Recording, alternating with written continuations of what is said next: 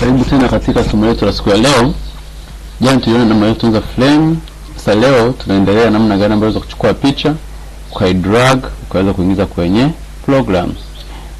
Naenda kwenye hii taskbar, nachukua folder langu hili ambalo nishalichagua.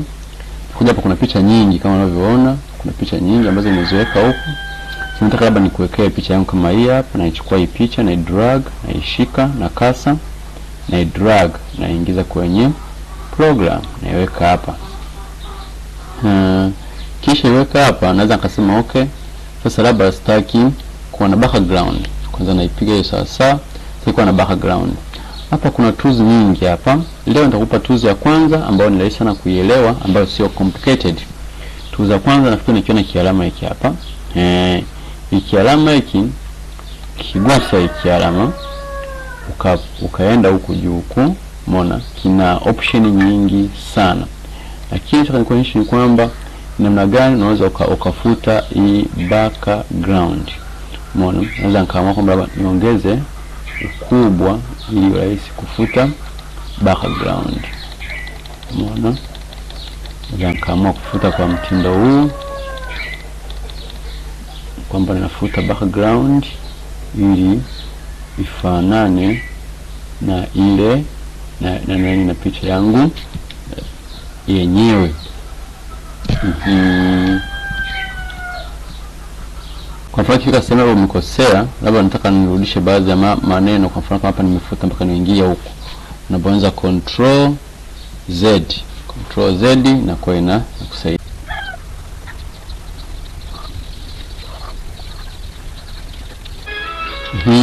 Kama unaweza kuona picha yetu imesha ondoa background yote, kwa hapa picha tayari.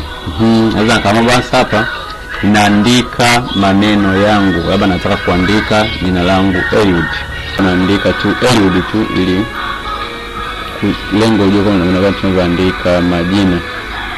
Kwa kuandika herufi ndogo tunajua kwa caps lock na badilisha hapa, andika Eliud.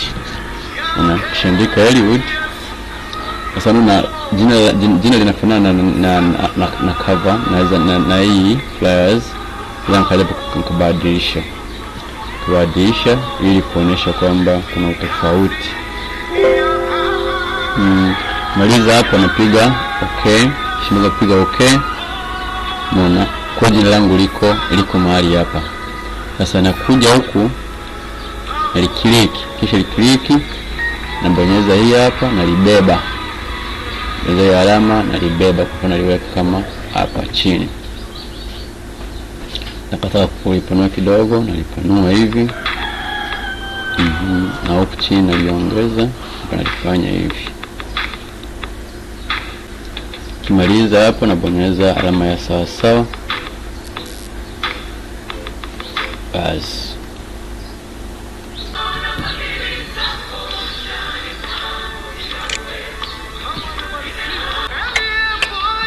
hapa mshaweza kuandika video yako, kila kitu tayari, jina lako umeandika, picha yako ni ile pale umeshaiweka.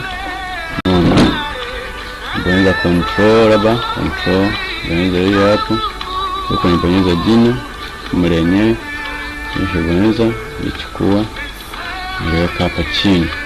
Unaona hiyo inakuwa tayari umemaliza jina lako. Kwa video ya leo jina lako liko pale, kama unajua jinsi ya kufuta, jinsi ya kuweka picha. Basi tutakutana kesho kwenye somo lingine. Asante.